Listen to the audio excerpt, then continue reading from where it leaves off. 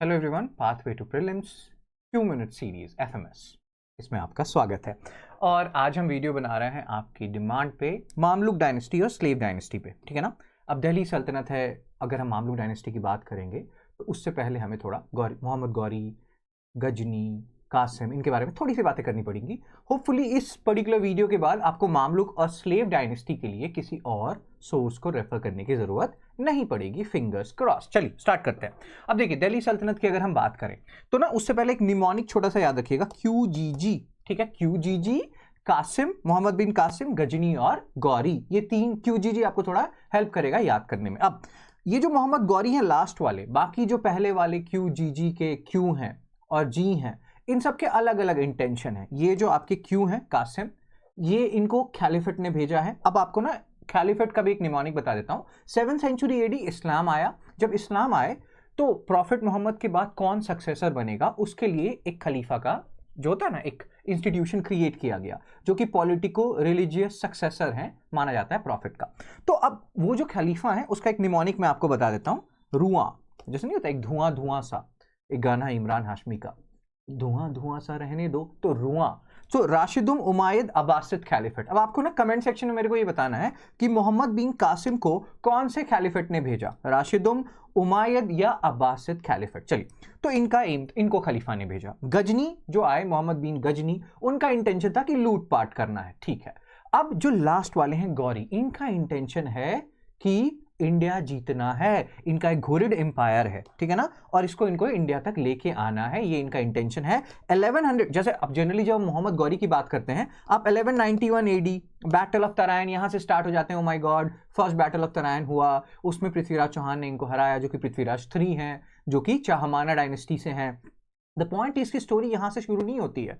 1170 से ये एक्टिव हो जाते हैं इस पर्टिकुलर एरिया में, मुल्तान वाले एरिया में, और इसी एरिया के अराउंड। और यहाँ पे ना सोलंकी डायनेस्टी है, जिसको चालुक्यास भी कहते हैं। If I am not wrong, एक राजा थे मुल्ला राजा 2, जो कि बिलोंग करते थे आपके चालुक्यास से। ये चालुक्यास से कंफ्यूज मत हो जाइएगा, ये है चालुक्यास और सोलंकी डायनेस्टी, जिन्होंने कि क्या किया, हराया आपके मोहम्मद गौरी को। फिर भी ये हार नहीं मानेंगे।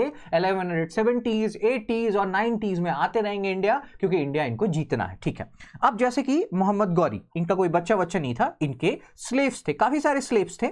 अब उसमें जो प्रोमिनेंट स्लेव है, इनके जो फेवरेट स्लेव थे, उनका नाम है कुतुबुद्दीन ऐबक। बट ये ओनली स्लेव नहीं है, 4 मेजर प्रोमिनेंट स्लेव्स उभर के आए, क्योंकि जब मोहम्मद गौरी हैं उनका डेथ हो गया 1206 के अराउंड। अब इनके जो स्लेव्स हैं, इनसे किसी ने पूछा आपका कोई बच्चा नहीं है, वो कहते थे मेरे स्लेव्स ही मेरे बच्चे हैं। अब 4 मेजर स्लेव्स हैं, उसको समझ लेते हैं। गजनी वाले ये एरिया पे एक स्लेव यूज मतलब रूल कर रहे हैं, उनका नाम है यालदूज, कहीं कहीं यिल्दिच भी लिखा जाता है। और मुल्तान और उच्च वाले एरिया पे एक स्लेव यूज मतलब रूल कर रहा है, उनका नाम है कुबैचा। अगेन कहीं कहीं थोड़ा सा स्पेलिंग जो है वो इधर उधर है, उसको देख लीजिएगा। और अभी जो थर्ड है, ये है आपके कुतुबुद्दीन ऐबक, जो लाहौर दिल्ली वाले एरिया में एक्टिव हैं। और चौथे जो मेजर प्लेयर हैं वो है बख्तियार खिलजी, जो कि इनका नाम बताने की जरूरत नहीं है, इनका नाम ही काफी आपको ही पता है कि इन्होंने क्या क्या हरकतें की हैं बंगाल वाले एरिया में, नालंदा यूनिवर्सिटी के साथ। We know it, right. और यहां पे इन्होंने अपना एक अलग खिलजी डायनेस्टी बना दिया, बख्तियार खलजी ने। अब इसको ना खलजी, जो आपका दिल्ली सल्तनत का खलजी पीरियड है या खलजी डायनेस्टी है, उससे कंफ्यूज मत कीजिएगा, ठीक है ना। बख्तियार खिलजी, ये 4 स्लेव हैं।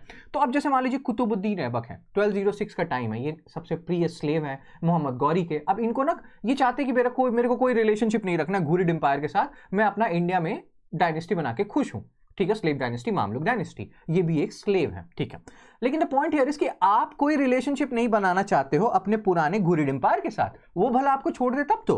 अब यहां पे ना यालदूज, कुबैचा, हम इनको देख रहे हैं। बख्तियार खिलजी लखनौती वाले एरिया में अपना अलग किंगडम बना के बैठे हैं। अब ये लोग को डील करना पड़ेगा मोहम्मद बिन ऐबक को, यालदूज को, कुबैचा को और बख्तियार खिलजी को। इन्होंने अब इस टाइम के लिए छोड़ दिया कि भैया तुमको जो करना है करो, तुम वैसे भी बहुत सुनते वुनते नहीं हो किसी का, बदमाश हो तुम। So the point here is कि अब यालदूज और कुबैचा को ये डील करेंगे बेचारे कुतुबुद्दीन ऐबक। अब दिल्ली बैठ के तो डील कर नहीं सकते हैं, ध्यान से समझिए इस बात को। दिल्ली बैठ के ये डील नहीं कर सकते, तो ये अपना कैपिटल शिफ्ट कर लेंगे लाहौर। तो याद रखिएगा, आपसे क्वेश्चन आ सकता है कि दिल्ली सल्तनत के कौन से रूलर थे जिनका की कैपिटल था लाहौर। लगदी लाहौर दिया, ऐसे करके आप याद कर लीजिएगा। गुरु रंधावा आपको यहाँ पे हेल्प करेंगे, ठीक है। लाहौर कैपिटल है, लाहौर में बैठे हैं कुतुबुद्दीन ऐबक बेचारे 4 साल के लिए बैठेंगे। अगेन आप ऐबक को कंपेयर कर सकते हैं बाबर से, बाबर भी 4 साल में बैठे हैं, मतलब 4 साल का रूलिंग पीरियड है उनका, 1526 से लेके 1530 तक। कुतुबुद्दीन ऐबक 1206 से लेके 1210 तक। 4 साल में भैया तुम क्या कर लोगे? तो ये बहुत सारे इश्यूज को डील नहीं कर पाएंगे, जिसको कि डील करेंगे इनके सक्सेसर के सक्सेसर इल्तुतमिश। मैं क्यों कह रहा हूं कि डायरेक्ट सक्सेसर नहीं है, क्योंकि कुतुबुद्दीन ऐबक और इल्तुतमिश के बीच में एक बंदे आए, आरम शाह।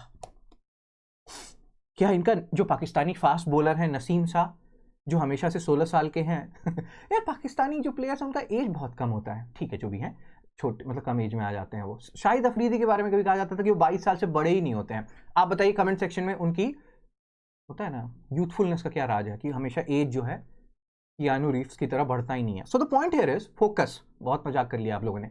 आरम शाह का क्या रिलेशनशिप है कुतुबुद्दीन ऐबक के साथ, बड़ा ही कंटेंशियस है। कुछ लोग कहते हैं सन है, कुछ लोग कहते हैं कि नहीं नहीं ये सन नहीं है, ठीक है ना, ये जो है ये क्या है, ये सन नहीं है उनके, और ये रिलेशनशिप एक कंटेंशियस है, लेकिन अब मैक्सिमम सोर्सेज ये मानते हैं कि ये जो है सन तो नहीं है, ठीक है। अब आरम शाह को मार के जो दामाद जी थे कुतुबुद्दीन ऐबक के, इल्तुतमिश, वो आए। अब ये दामाद जी तो थे, ये स्लेव भी थे कुतुबुद्दीन ऐबक के। तो ना आपसे एक क्वेश्चन ये भी आ सकता है कि कौन से ऐसे राजा हैं दिल्ली सल्तनत के जो स्लेव ऑफ अ स्लेव है। प्लीज समझिए इस बात को। अभी हम सारे स्लाइड्स को देखेंगे, पहले भावनाओं को समझ लेते हैं, कॉन्सेप्ट को क्लियर कर लेते हैं। हिस्ट्री बिल्कुल भी रट्टू चीज नहीं है।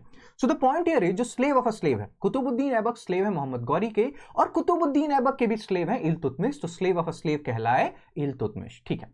तो अब इल्तुतमिश आ जाएंगे, अब ये रूल करेंगे। इनके पीरियड में ये सारे इश्यूज देखेंगे, यालदूज को बेचा, बख्तियार खिलजी, बंगाल, बहुत कुछ उनको बेचारे को देखना पड़ेगा, बेचारा क्या, लेकिन हाँ राजा है, देखना पड़ेगा उनको। 25 साल का उनका पीरियड है। मंगोल्स का अटैक होगा यहाँ पे। मंगोल्स जो है मर्व रीजन में, एक मैप के थ्रू समझते हैं, फिर उसके बाद स्लाइड्स देख लेंगे, मैप से हो जाएगा क्लियर बहुत आपका कॉन्सेप्ट, तो उसके स्लाइड्स पे चलेंगे। द पॉइंट हियर इज कि यहाँ पे ना ख्वाजिरम करके किंगडम है, ख्वाजिरम, वहां पे एक राजा थे जलालुद्दीन मंगबरनी, जो कि ख्वाजिरम शाह माने जाते हैं। मंगोल्स इनको ढूंढ रहे थे यार। जब आप ये मंगबरनी के बारे में पढ़ोगे, जो कि ख्वाजिरम शाह है, आप इंप्रेस हो जाओगे। बंदा मतलब भाग रहा है मतलब मंगोल से।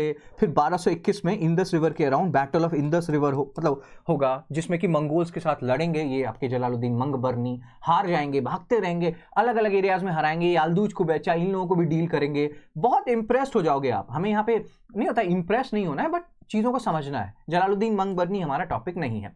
अब ये इन्होंने शरण मांगी इल्तुतमिश से, इल्तुतमिश ने बोला नहीं भैया हम नहीं कर पाएंगे ऐसा, मंगोल से हम पंगा नहीं ले पाएंगे। लेकिन ये जो 1221 में बैटल ऑफ इंदस रिवर हुआ, इसीलिए ये माना जाने लगा कि जो पहला मंगोल अटैक हुआ है दिल्ली सल्तनत पीरियड में, वो इल्तुतमिश के रेन में हुआ 1211 से 1236। ऑल्दो इल्तुतमिश के बारे में कहा जाता है कि इनडायरेक्ट कम्युनिकेशन था मंगोल के साथ, और चंगेज खान ने उनको मना किया, और इन्होंने मान लिया कि हम मंगबरनी को शरण नहीं देंगे, जो कि ख्वाजिरम शाह भी कहलाते हैं।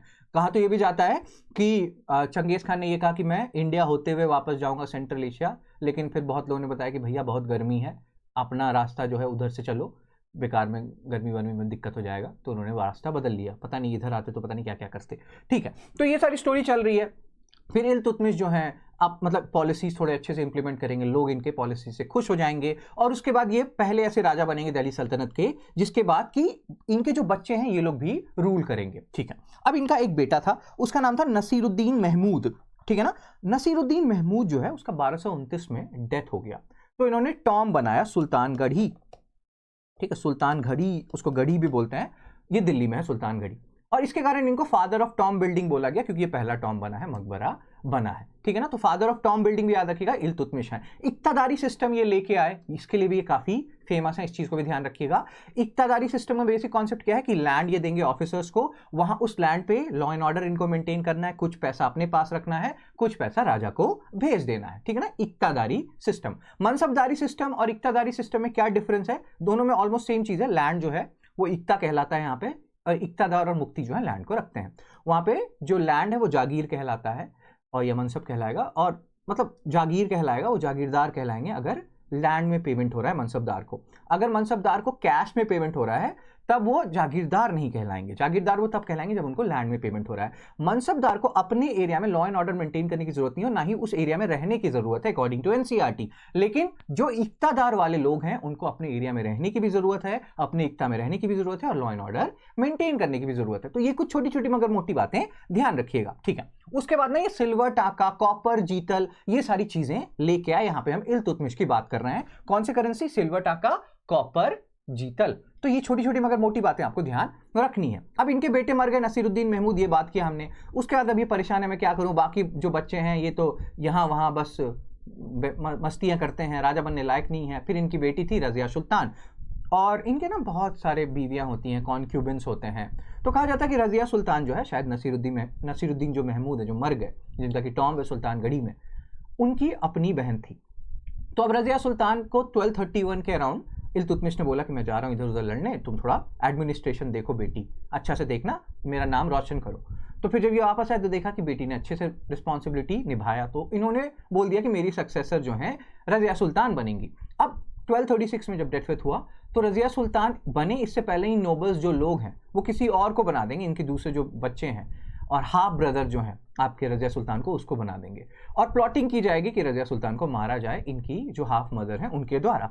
लेकिन रजिया सुल्तान गेम पलट देंगी और फिर नोबल्स की हेल्प से ये बन जाएंगी रानी, ठीक है। लेकिन नोबल्स को ये लगा जैसे उस टाइम ना कुछ चीज़ें हैं जो कि इल्तुतमिश से एसोसिएटेड हैं। चलिए स्लाइड्स देख लेते हैं, फिर मैं आपको और चीज़ें बताऊंगा। यहाँ पे ये सारी बातें चल रही हैं, मंगोल्स का थ्रेट है और ये सारे डायनेस्टीज हैं, ठीक है ना। अभी हमें बात करना है मामलुक डायनेस्टी के बारे में। हमने यहाँ पे कुतुबुद्दीन ऐबक की बात कर ली कि कुतुबुद्दीन ऐबक जो है स्लेव है मोहम्मद गौरी के, लेकिन एकमात्र स्लेव नहीं है। इंपॉर्टेंट पॉइंट इनके बारे में क्या है कि इन्होंने अपना कैपिटल बनाया लाहौर। इस चीज़ को आपको भूलना नहीं है। 4 साल का पीरियड है बाबर के टाइप का, और ये चीज़ भी आपको ध्यान रखना है। याल्दूच और कुबैचा जो है, जिनको यिल्दिज कबैचा भी बोला जाता है, ये इनके बड़े फॉर्मिडेबल राइवल्स थे, ठीक है। अब उसके बाद एक और इंपॉर्टेंट चीज़ जो ध्यान रखिएगा कि ना किताबें बहुत इंपॉर्टेंट होती हैं, जैसे कि तबक़त नसीरी है मिनहाजुस सिराज का, बरनी का है तारीख़ फ़िरोज़शाही, आफिफ का है तारीख़ फ़िरोज़शाही। उसी तरीके से सबसे जो फर्स्ट ऑफिशियल रिकॉर्ड माना जाता है दिल्ली सल्तनत का, वो है ये आपका ताजुल मसीर जो हसन निज़ामी ने लिखा। अब ये जो इन्होंने लिखना शुरू किया, कहते हैं 1206 से 1229 के अराउंड तक लिखा होगा इन्होंने। लेकिन द पॉइंट हियर इज कि इन्होंने क्या किया है, 1192 से 96 तक की जो हिस्ट्री है बहुत अच्छे से लिखी है। लेकिन कहा जाता है कि शायद ये जो हिस्ट्री है उन्होंने 1210 तक खत्म किया होगा। सॉरी, मैं थोड़ा सांस ले लेता हूँ।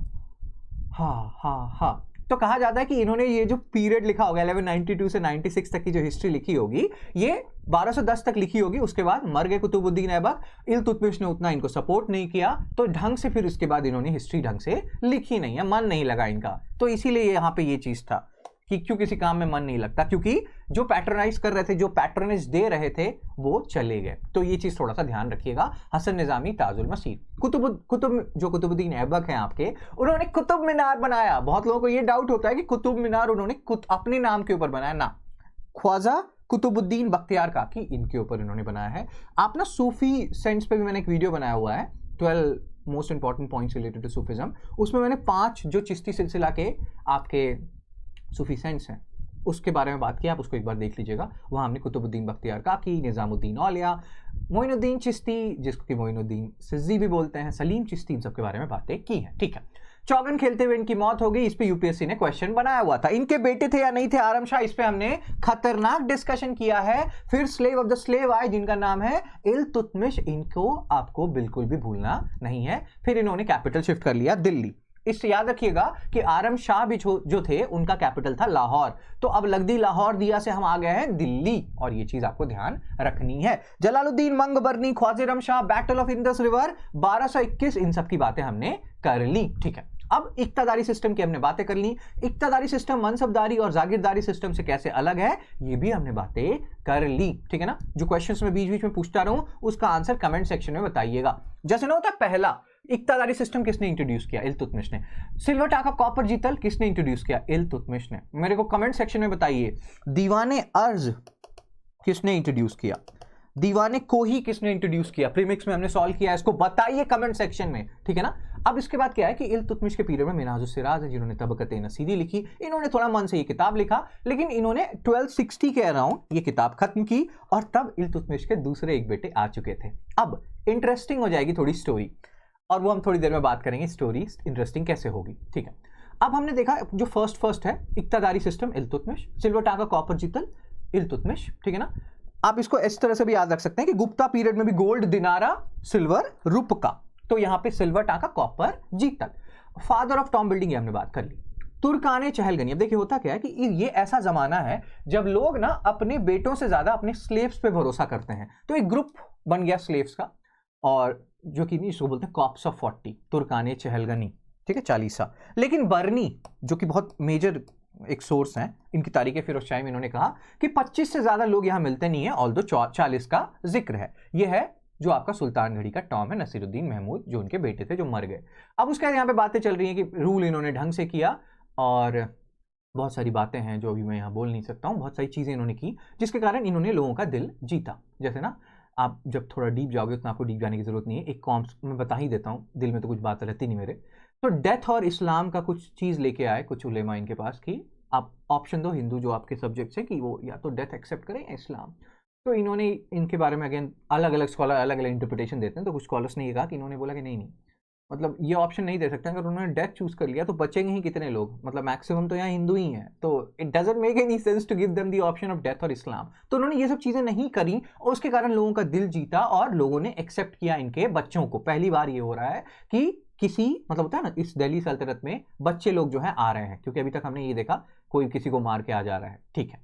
अब यहाँ पे ये सारी बातें चल रही क्योंकि आरम शाह का भी पता नहीं चल रहा रिलेशनशिप क्या है कुतुबुद्दीन ऐबक के साथ। इल्तुतमिश जो है वो दामाद हैं कुतुबुद्दीन ऐबक के, तो द पॉइंट है इसकी बच्चा तो नहीं अभी तक देखा था हमने, अब पहली बार अब देखेंगे हम बच्चा, जब हम रजिया सुल्तान को देखेंगे और उसके बाद उन मतलब अगेन इल्तुतमिश के एक और बच्चे आएंगे जो आगे रूल करेंगे। तो यहाँ पे यही सारी बातें चल रही हैं कि एक्चुअल जो रियल पहले किंग है वो इल्तुतमिश हैं, जिन्होंने बेस तैयार किया। अब अगर हम बात करें रजिया सुल्तान की, हमने उनके बारे में बात कर लिया 1231 में, उन्होंने अपने हीरोगिरी से और हीरोइनगिरी से अपनी जो पापा हैं इल्तुतमिश उनका दिल जीत लिया। उन्होंने बोला कि मेरी बेटी ही रानी बनेगी, राजा नहीं रानी बनेगी, क्योंकि मेरे जो बेटे थे वो तो मर गए, नसीरुद्दीन महमूद।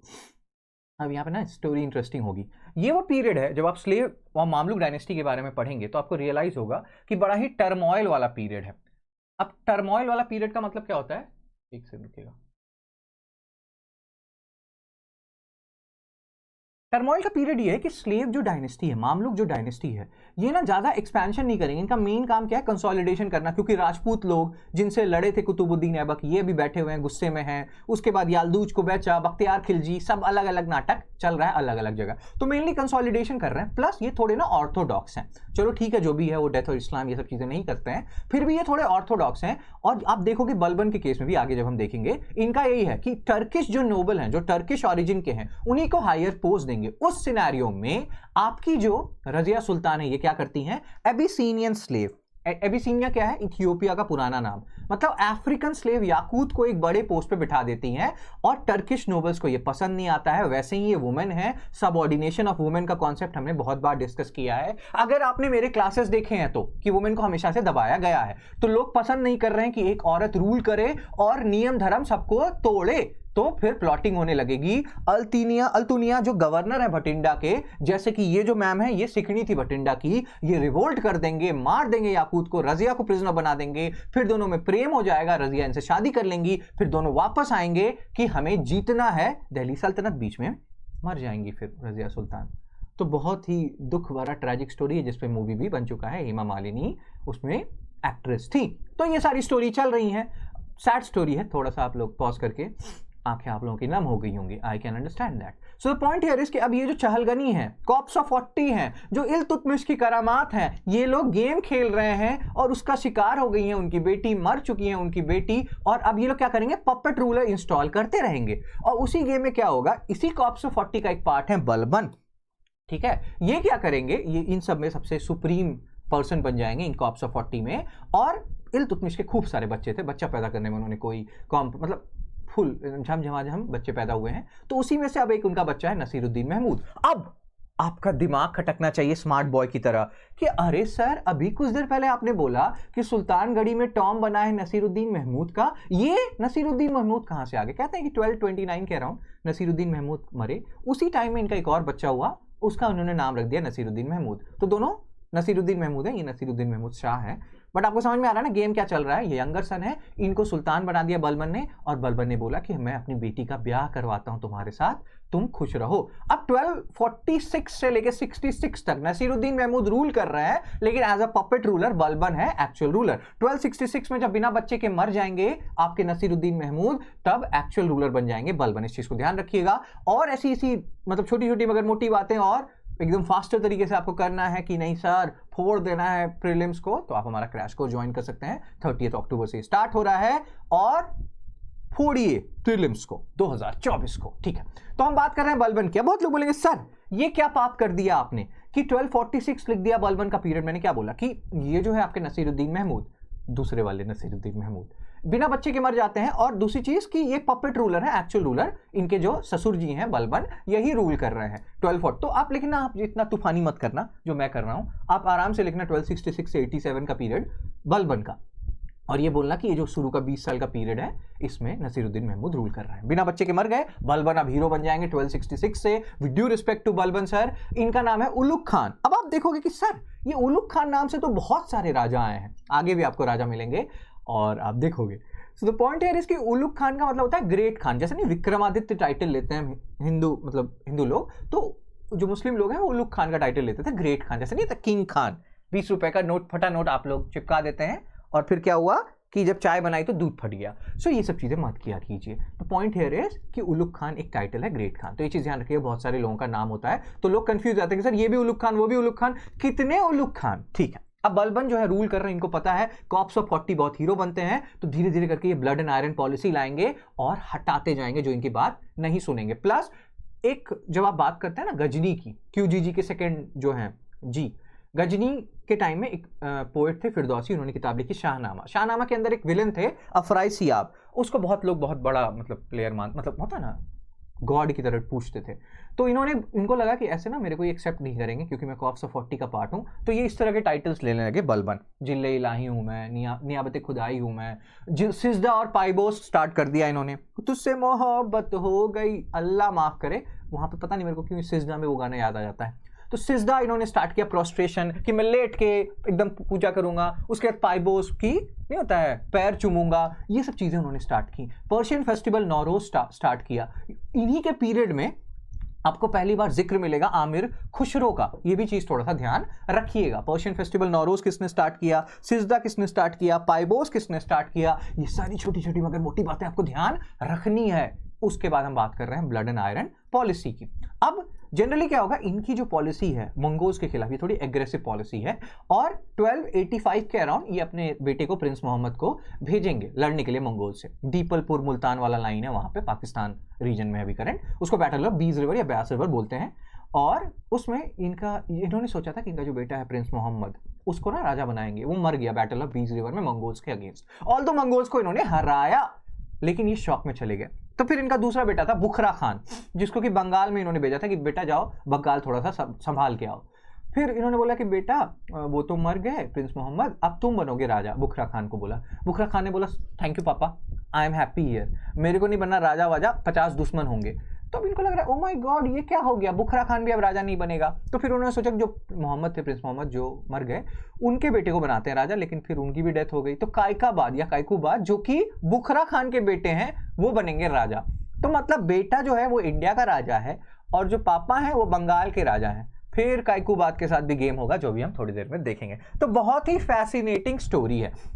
अभी हमने क्या देखा कि जैसे बलबन के बारे में आप देखोगे तो जनरली किताबों में ना उनको एक मतलब गुड बैड बॉय की तरफ पोर्ट्रे किया जाएगा, ये वो ब्लड एंड आयरन लोगों को मार रहे हैं। गुड बॉय का पॉलिसी अगर देखें तो उन्होंने बुखरा खान, जिनके बारे में हमने देखा कि उनको बोले आओ इंडिया का राजा बनो, उन्होंने बोला ना मैं बंगाल का राजा बन के ही खुश हूं, अलग एक किंगडम बना दिया बंगाल में उन्होंने। तो और बहुत शौक हो गए थे वो, जब कायकूबाद जो है 16 साल की एज में, कायकूबाद 16-17 साल की एज में वो राजा बन गए और उनके पापा बंगाल के राजा हैं। 16-17 साल की एज में ही उनका एक बेटा हो गया कायूमार, और इन दोनों के साथ थोड़ा गड़बड़ हुआ जो भी हम थोड़ी देर में देखेंगे। सैड है वो फैक्ट। अब यहाँ पे ये बुखरा खान को समझा रहे हैं कि बेटा देखो ध्यान से खराज इंपोज किया करो। खराज क्या है, लैंड टैक्स, कौन कितना गरीब है अमीर है एटसेट्रा एटसेट्रा। 3 मेजर इन्वेजन हुए हैं बलबन के पीरियड में मंगोल के, 6 इन्वेजन होंगे अलाउद्दीन खिलजी के पीरियड में, बैटल ऑफ किली एटसेट्रा जो 3rd इन्वेजन होगा उसमें तो रैंसैकिंग भी होती है और खलजी लोग सीरी जाके छिप जाते हैं, ठीक है। लेकिन हमने ये सब तो देखा, वो गुड बॉय वाला पार्ट था कि ध्यान से खराज लिया करो गरीब लोगों को देख के। लेकिन बैड बॉय वाला इमेज क्या है कि holy crap he was a bad boy और he was not a good boy, कि वो ऐसे बोल रहे हैं, बर्नी कह रहे हैं, वो कहते थे कि जब भी मैं नॉन टर्किश लोगों को देखता हूँ मेरा हाथ, मतलब आंख नहीं होता है, आंख जलता है, मेरी हाथ जो है स्वॉर्ड पे जाती है, तो आपको लगता है ओ माय गॉड ये he is not a good boy, ये सब तो थोड़ा सा ज्यादा हो गया, मतलब नहीं होता है। यहाँ डजेंट मैटर कि तुम इंडियन मुस्लिम हो या क्या हो, नॉन टर्किश हो, अगर आप नॉन टर्किश हैं तो मुस्लिम है क्या है डजेंट मैटर एट ऑल, जो भी हायर पोस्ट है वो टर्किश लोगों को ही जाएगा। और ये होता था आपके स्लेव मामलुक डायनेस्टी में। इसीलिए जब आप देखोगे कि जलालुद्दीन खलजी जब आएंगे, खलजी डायनेस्टी बनाएंगे, वो बहुत गलत करेंगे काइकुबाद और कायूमार्स के साथ, लेकिन फिर भी खलजी जो डायनेस्टी है उसको एक रेवोल्यूशन माना जाता है, क्योंकि यहाँ पे कोई ये नहीं है कि सिर्फ टर्किश लोग ही बड़े पोस्ट पे जाएंगे, हर कोई राजा बनेगा, डजेंट मैटर वो कौन है क्या करता है। ठीक है, अब यहाँ पे ये हो गया काइकुबाद, इसकी स्टोरी हमने सुन ली, बुखरा खान के बेटे हैं ये राजा बन गए 15-16 साल की एज में, बच्चा भी पैदा कर दिया इन्होंने 1285 के अराउंड, कायूमार। अब क्या होता है कि ये पैरालाइज हो जाते हैं, लकवा मार देता है इनको, तो बहुत लोग कहते हैं कि कायूमार को राजा बनाया जाता है। जलालुद्दीन खिलजी जो है इसी पीरियड में थोड़े से लाइमलाइट में आ जाते हैं, ये काइकुबाद को मारते हैं जो पैरालाइज्ड हैं, इनके बेटे कायूमार को भी मारते हैं। तो और उसके बाद जब आप पढ़ोगे ना, आप अगर आप खलजी डायनेस्टी पढ़ोगे तो आपको रियलाइज होगा कि इसमें बोला जाता है कि जलालुद्दीन खलजी जो है, बर्नी बोलते हैं, वो बिलीव करते थे ऐसे पॉलिसी में कि एक एंट भी नहीं मारना है। अरे यार तुम काइकुबाद कायूमार के साथ ऐसा कर रहे हो, एक 16 साल 18 साल का, मतलब 16 साल में वो राजा बने थे, 20-21 साल के थे जब उनकी मौत हो गई, और ये एक 5 साल का बच्चा है उसको आप मार रहे हो कायूमार को, और आप कह रहे हो कि आप इंसेक्ट या एंट भी नहीं मार सकते। अब यहाँ पे ये है ना, फिर उसमें एक और वर्जन आता है कि अगर वो नहीं मारते जलालुद्दीन खलजी, तो प्लॉटिंग हो रही थी उनके अगेंस्ट, उनको मार दिया जाता जलालुद्दीन खलजी को। उसके बारे में मतलब बाद में बात करेंगे, अगर कभी आपको खलजी डायनेस्टी का भी चाहिए कि सर वीडियो बनाओ ऐसा एकदम फोड़ू एकदम जोशीला वीडियो, तो बना दिया जाएगा बाद में वो भी, मतलब जब भी आप चाहोगे, वो आपके ऊपर है। सब कुछ आप माई बाप हैं, व्यूज आएंगे, आपके अच्छे कमेंट्स आएंगे, आपको वीडियो अच्छे लगे, व्यूज छोड़ो, आपको वीडियो अच्छी लगेगी, हाँ सर समझ में आया, कुछ मजा आया, कुछ टाइम यूटिलाइज हुआ, वो भी बताइए कमेंट सेक्शन में, मजा आया नहीं मजा आया, और तब फिर बनेगा दूसरा पार्ट जो भी है। तो अब यहाँ पे ना ये क्यों गजब बेइज्जती है कि अगर आप देखो दिल्ली सल्तनत के पीरियड, मतलब डायनेस्टीज, तो यहाँ पे आप कमेंट सेक्शन में बताओ कि कौन सी डायनेस्टी छूटी है। यहाँ पे बीच में जो गैप है, मामलुक खलजी तुगलक, कौन सी डायनेस्टी छूटी है जो या नहीं है, कमेंट सेक्शन में प्लीज बताइए। और वही डायनेस्टी वाले सोच रहे होंगे कि यार ये तो गजब बेइज्जती हो गई, हमें स्किप मार दिया इन लोगों ने, तो ये चीज़ है। ठीक है, हमने अभी ये देखा कि ये जो जलालुद्दीन खलजी हैं इन्होंने क्या क्या हरकतें की, काइकुबाद को मारा, कायूमार को मारा। है ना, एक इशू है, इशू ये है कि बहुत सारी किताबों में ये लिखा जाएगा कि काइकाबाद या काइकुबाद जो है बुखरा खान के जो बेटे हैं ये लास्ट रूलर थे, बहुत जगह लिखा जाएगा कायूमार है, आइडियली तो कायूमार है, बट अगर मान लीजिए ना ऑप्शंस में ऐसा है कि काइकाबाद नहीं है या कायूमार नहीं है काइकाबाद है, तो आपको काइकाबाद मानना होगा। Hopefully none of the above option UPSC या कोई एग्जाम नहीं देंगे, क्योंकि ना ये करते हैं लोग, कायूमार 4-5 साल के बच्चे हैं, पपेट, आप समझिए ना वो क्या रूल करेंगे, दूध पीने की एज है उनकी, दूध पीने की एज, तो दूध पीने की एज में छोड़िए यार। सो द पॉइंट है कि अब ये सारी चीजें हो रही हैं, खलजी डायनेस्टी अभी हमें यहाँ नहीं करना है, उसके बारे में हम आगे कर लेंगे। खून खराबा हुआ काफी, और ये खून खराबा होता है जब आप पढ़ेंगे दिल्ली सल्तनत के बारे में डिटेल में, तो आपको रियलाइज होगा कि काफी खून खराबा हुआ है। इस क्वेश्चन का आंसर क्या है, पॉज कीजिए, और अगर आपका ये आंसर करेक्ट हुआ है तो बताइएगा कि सर मेरा ये आंसर करेक्ट हुआ, आंसर है डी। ठीक है, उसके बाद ये यहाँ पे सारी बातें लिखी एनसीईआरटी की है। अब मेरे को ये भी बताइए कि ये जो लास्ट इमेज मैंने डाला है, इसीलिए डाला है कि आप लोगों को अच्छा लगे, कितना सुंदर ये बजा रही हैं, ये क्यों डाला है, इसका इस लेक्चर से क्या रिलेशनशिप है? अगर आपने बता दिया, सैल्यूट टू यू पीपल। क्या आप बता पाएंगे या नहीं बता पाएंगे, क्या रिलेशनशिप है? ठीक है, बताइए कमेंट सेक्शन में इस इमेज का इस पर्टिकुलर लेक्चर के साथ। सो that's it for this particular slave dynasty, Mamluk dynasty. अच्छे से रिवाइज कर लीजिएगा इसको, होपफुली ये हेल्प करेगा आपको। और इस इमेज का क्या सिग्निफिकेंस है, प्लस जितने भी मैंने क्वेश्चंस पूछे हैं बताइए, आगे आप क्या चाहते हैं मेरे से ये बताइए। होपफुली ये वीडियो आपको हेल्प किया होगा, अगर हेल्प किया तो भी बताइए, अच्छा लगता है यार, थोड़ा सा मोटिवेट करते रहिए, जितना आप मोटिवेट करेंगे ना उतना और मन लगता है पढ़ाने में, ठीक है ना, इज्जत के लिए जीते हैं हम टीचर्स। ठीक है, so that's it, take care, be blessed, see you soon.